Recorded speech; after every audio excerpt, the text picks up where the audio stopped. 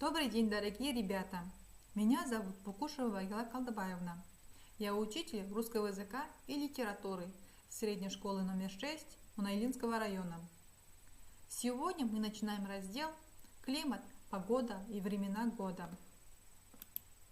Ребята, предлагаю вам рассмотреть картинки и самостоятельно определить тему урока. Климат – это то, что мы ожидаем, погода – то, что получаем, написал Марк Твен. Правильно, ребята, на картинках изображен, как меняется климат, как меняется погода. Мы сегодня поговорим о климате. Тема нашего урока – климат означает наклон. Цель нашего урока – понимать основную информацию сообщения продолжительностью до 2-4 минут, определять ключевые слова. Вы научитесь различать количественные и порядковые числительные, простые, сложные и составные числительные и правильно употреблять их в речи. Ребята, слово «климат» от греческого «клима» означает наклон. Древние греки связывали климатические различия с наклоном солнечных лучей к земной поверхности. Климат – это многолетний режим погоды, характерный для данной местности по ее географическому положению. Ребята, давайте выполним задание. Прослушайте текст еще раз. Выпишите ключевые слова, оформив кластер. Вы справитесь с заданием, если внимательно прочитаете текст, поняв основную информацию. Выпишите ключевые слова и словосочетания. Хорошо, ребята, давайте вместе прочитаем текст. В отличие от климата, погода связана с временами года и может меняться в зависимости от каждого из них. Однако метеорологи пытаются по вечерам сказать, какая погода будет на следующий день. Мотор погоды – это солнце. Она разогревает землю и поверхность воды. Вода испаряется, образуются облака или начинается гроза, во время которой нас сначала заставляет вздрогнуть молния, а вскоре за нею и гром. Ребята, давайте ответим на вопросы. Как можно заглавить текст?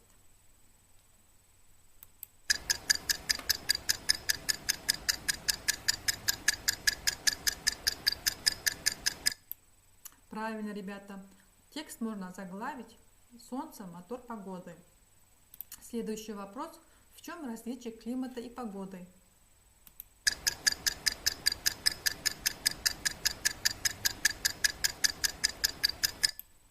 Правильно. Климат – это многолетний режим погоды в определенной местности. Погода – текущее состояние атмосферы в той или иной точке местности. Следующий вопрос. Почему Солнце называют мотором климата?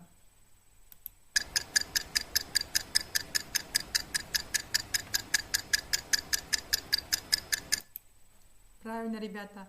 Мотор погоды – это Солнце. Оно разогревает землю и поверхность воды. Ребята, грамматическая часть нашего урока – это имя числительное. Часть речи, которая обозначает количество предметов, число, а также порядок предметов при счете. Отвечает на вопрос «сколько» и «какой». Имя числительное по значению и грамматическим признакам делится на количественные и септек, порядковые, редтек. Количественные числительные отвечают на вопрос «сколько». Например, 6, 11. Порядковые числительные отвечают на вопрос «какой?» 6, 11. Количественные и порядковые числительные по своему строению делятся на простые, сложные и составные. Например, простые 6, 6, 30, сложные 60, 600, 100 тысячные.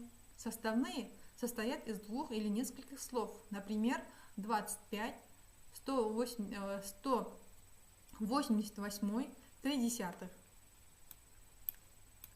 Хорошо, ребята. Давайте прочитаем текст о климате Казахстана. Климат в Казахстане резко континентальный. В январе температура колеблется от минус 36 градусов на севере до минус 1 градуса на юге. В июле средние показатели плюс 17 градусов, плюс 31 градус. Летний период сопровождается весьма засушливой погодой. В некоторых областях температура может доходить до отметки плюс 50 градусов. Зима же практически не снежная и достаточно холодная. Максимальный показатель составляет минус 58 градусов. Хорошо, ребята, давайте выполним задание 2. Прочитайте текст, определите количество простых, сложных и составных числительных.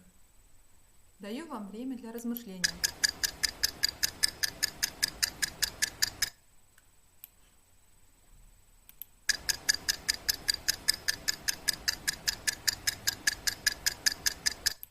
Хорошо, ребята, давайте проверим себя.